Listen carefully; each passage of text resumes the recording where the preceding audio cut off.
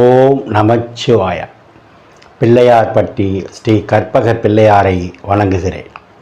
ஆதித்யாய சோமாய மங்களாய புதாயச குரு சுக்கிர சனி பெயர்ச்ச ராகுவே கேதுவே நமோ நமக. நமது வாழ்க வளமுடன் யூடியூப் சேனல் நேயர்கள் அனைவருக்கும் அன்பான வணக்கம், வாழ்த்துக்கள். நாம் இப்போ இந்த வீடியோவில் என்ன பார்க்க போகிறோம்னா, ஜூன் மாத பலன்கள் பார்க்க போகிறோம். வழக்கம் போல தான் 12 ராசிக்கும் தனித்தனி வீடியோ. அதுக்கு முன்னாடி இந்த ஜூன் மாதத்தில் கிரகங்கள் எங்கே இருக்குது அப்படிங்கிறத பார்ப்போம். மேச வீட்டில் செவ்வாய் பகவான் சொந்த வீட்டில் ஆட்சியாக இருக்கார். இந்த மாதம் முழுவதும் இங்கே தான் பயணம் பண்ணிட்டு இருப்பார். 2ஆம் வீட்டில் குரு பகவான் மே 1ஆம் தேதியிலேருந்து வந்துட்டார். அப்போ ஒரு வருஷத்துக்கு குரு ரிஷப வீட்டில் தான் தன்னுடைய பயணத்தை நடத்திக்கிட்டு இருப்பார். சூரிய பகவான் பார்த்தீங்கன்னா 15ஆம் தேதி மிதுன வீட்டுக்கு வந்துடுவார். ரிஷப வீட்டிலேருந்து மிதுன வீட்டுக்கு வந்துடுவார். ரிஷப வீட்டிலேருந்து சூரியன் மிதுன வீட்டுக்கு வந்தால் அந்த மாதம் ஆனி மாதம், தமிழ் மாதத்துக்கு. அடுத்து 14ஆம் தேதி ரிஷபத்தில் இருந்த புதன் மிதுனத்துக்கு வந்துடுவார். சொந்த வீட்டில் புதன் ஆட்சியாக இருப்பார். அதே மாதிரி 15ஆம் தேதி சுக்கிரனும் மிதுன வீட்டுக்கு வந்துடுவாங்க. கேது பகவான் ஆல்ரெடி எப்பவும் போல் கன்னி வீட்டில் தான் பயணம் பண்ணிகிட்டு இருக்காரு. சனி பகவான் கும்ப வீட்டில் தன்னுடைய சொந்த வீடு, மூல திரிகோணம், ஆட்சி வீடு இப்படி சொல்கிறது. ராகு பகவான் எப்பவும் போல் 12ஆம் இடத்துல, அதாவது காலப்புருஷனுக்கு 12 மீன வீட்டில் பயணம் பண்ணிக்கிட்டு இருக்காரு. இதில் பெரிய பியூட்டி என்ன அப்படின்னா, செவ்வாய் அவர் வீட்டில் சொந்த வீட்டில் ஆட்சியாக இருக்கார். சனி பகவான் அவர் சொந்த வீட்டில் ஆட்சியாக இருக்கார். புதன் அவர் சொந்த வீட்டில் ஆட்சியாக இருக்கார். சூரியன் புதன் வீட்டில் நட்பு பெற்றிருக்கார். ஃப்ரெண்டோட வீட்டில் சூரியன் இருக்கார். சுக்கிரன் அவர் நண்பர் வீட்டில் அவர் இருக்கார். ஆக முக்கியமான கிரகங்கள். குரு அங்கே 3 நட்சத்திரம் இருக்குது. கார்த்திகை நட்சத்திரம், ரோஹிணி நட்சத்திரம், மிருகசரீரம். இது 3மே இவருடைய ஃப்ரெண்டோட நட்சத்திரம். கார்த்திகைங்கிறது சூரியனுடைய நட்சத்திரம், ரோஹிணிங்கிறது சந்திரன் நட்சத்திரம், மிருகசீரீரம்ங்கிறது செவ்வாயோட நட்சத்திரம். அந்த 3 நட்சத்திரத்தில் அந்த ஒரு வருஷம் ஃபுல்லாக அவர் பயணம் பண்ண போகிறார். அப்போ நண்பர்களுடைய நட்பால் குருவை பயணம் செய்யும்போது 12 ராசிக்கும் நன்மை தான் நடக்கும். அதில் குறிப்பாக செவ்வாய் ஆட்சியாக இருக்கார். அதோட பெரிய பியூட்டி. இந்த மாதத்தில் கிரகங்கள் இப்படி தான் இருக்குது. இது என்ன சார் பொது பலன் அப்படின்னா, செவ்வாய் ஆட்சியாக இருக்கும்போது அரசியல்வாதிகளுக்கு நன்மை, சூரியன் நட்பாக இருக்கும்போது அரசாங்கத்தால் நன்மை, அரசியல்வாதிகளுக்கு நன்மை, புதிய பதவிகள் கிடைக்கும். சூரியன் நட்பில் இருக்கும்போது அரசு அதிகாரிகளுக்கு பதவி உயர்வு அல்லது புதிய வேலை வாய்ப்புகள் எல்லாம் இந்த வருஷம் ஆவணி மாதத்துக்குள்ளே நிறைய பேருக்கு அரசு பதவி அல்லது அரசு வேலை, அரசியலில் பதவி கிடைக்கும். குரு 2ல் இருக்கார். நான் சொன்ன மாதிரி காலப்புருஷனுக்கு 2 அப்படின்னா தனகாரன், தனஸ்தானம். ஏன்னா காலப்புருஷனுக்கு 2ஆம் இடம் தான் தனஸ்தானம் சொல்கிறது. அதில் குரு இருக்கும்போது பொதுவாகவே எல்லா கையிலையும் நல்லா தாராளமாக பணம் புழங்கும்.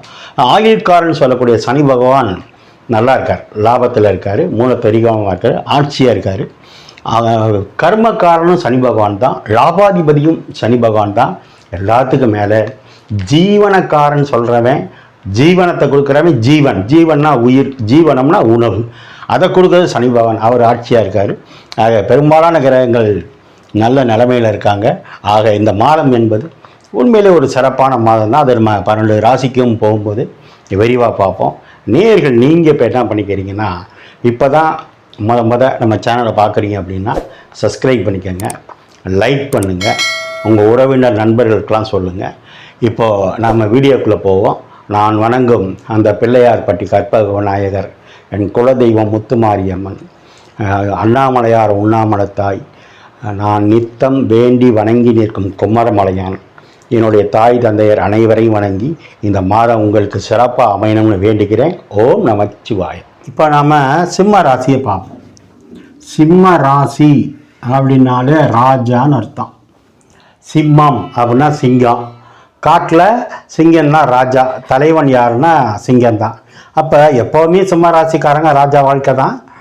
உங்கள் ஜாதகத்தில் நல்ல தசை புத்தி நடந்தால் இந்த மாதம் அதோட செருப்பு ராஜாதி ராஜா, ராஜராஜன் எல்லாம் நீங்கள் தான். ஏன்னா உங்கள் ராசிநாதன் 1ஆம் இடத்து கிரகம் 11ல் போய் லாபஸ்தானத்தில் இருக்கார்.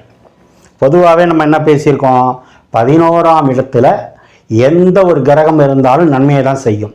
ஏன்னா 11ஆம் இடம் என்பது ஆசை அபிலாசைகளை நிறைவேற்றிக் கொள்ளும் இடம். அப்போ அதில் போய் சூரியனே இருந்தால் ராஜா தான். உங்கள் ராசிநாதனாகவே இருந்திருந்தா ராஜாதி ராஜா. அது மட்டும் இல்லை, 2ஆம் வீடுனா பணம், தனம், குடும்பம், பேசுறது.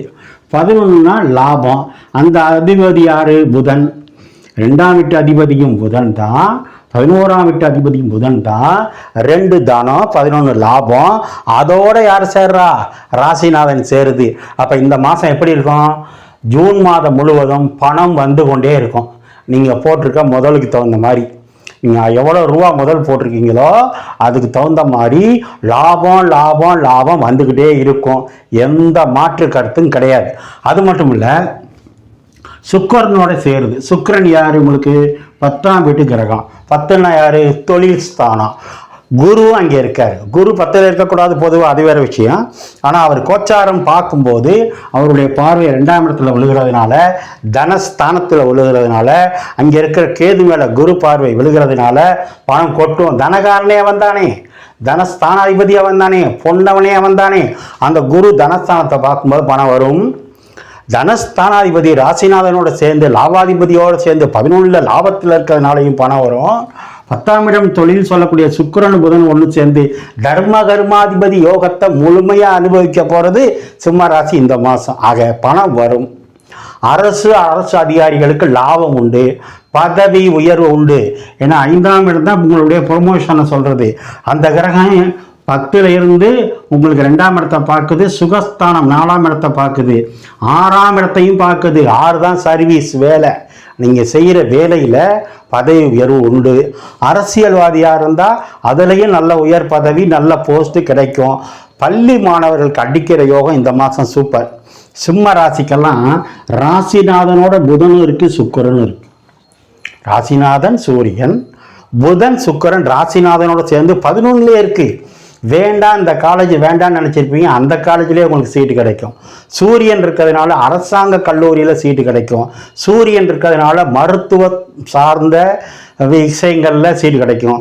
சூரியன்னா மோட்டார், அப்போ மோட்டார் சம்மந்தமாக சீட்டு கிடைக்கும். சூரியன்னா எலக்ட்ரிக்கல், அப்போ எலக்ட்ரிக்கல் சார்பாக சீட்டு கிடைக்கும். நான் சொல்கிறதெல்லாம் சீட்டு எம்எல்ஏ சீட்டு, எம்பி சீட்டு இல்லை. உங்கள் காலேஜில் நீங்கள் படிக்கிறதுக்கான சீட்டு கிடைக்கும். குரு 10ல் இருக்கார், 2ஆம் இடத்தை பார்க்குறாரு, பணம் கொடுக்குற இடத்த பார்க்குறாரு. குருன்னா பேங்க்கு, அப்போ பேங்க் லோன் கிடைக்கும். எல்லாத்துக்கும் மேலே உங்கள் யோகாதிபதி ஆட்சியாக இருக்கார். உங்களுக்கெல்லாம் யோகம் கொடுக்கக்கூடியவர் யார்? செவ்வாய் பவர்ஃபுல்லாக இருக்கார். 9 நல்லா இருக்குது, 10 நல்லா இருக்குது. தர்ம கர்மாதிபதி யோகம் வேலை செய்யுது. 8ஆம் இடத்துல ராகு இருந்தாலும் அவருக்கு வீடு கொடுத்தவர் 10ல் இருக்கிறதுனால அஷ்டமத்தை ராகுவை கண்டு பயப்பட வேணாம். 7ல் கெண்டச்சனி என்பது உண்மைதான். ஆனால் 10ஆம் இடத்துக்கு 10ல் அந்த சனிங்கிறதுனால இன்ஜினியரிங், இரும்பு, ஃபர்னிச்சர் சம்பந்தப்பட்ட தொழிலில் இருக்கவங்களுக்கு இந்த மாதம் கணிசமான ஒரு தொகை கிடைக்கும். ஆக பணம் வரும் மாதம். பள்ளி கல்லூரி நான் சொன்ன மாதிரி மாணவர்களுக்கு யோகம், அதிர்ஷ்டம் நிறைந்த மாதம். வாக்கில் கேது இருந்து ஒரு சில ஏமாற்றங்கள் சந்திச்சிங்க, பரிதாபப்பட்டு பணத்தை இழந்தீங்க. இப்போ அதெல்லாம் இல்லை, நல்ல முன்னேற்றம் வந்துக்கிட்டு இருக்கு. பொதுவாகவே சார், ஆவணி மாதம் வரைக்கும் சிம்ம ராசிக்காரங்களை கையிலே பிடிக்க முடியாது. உங்கள் வயசுக்கு தகுந்த மாதிரி யோகம் அடிக்கும், இது நடக்கும்.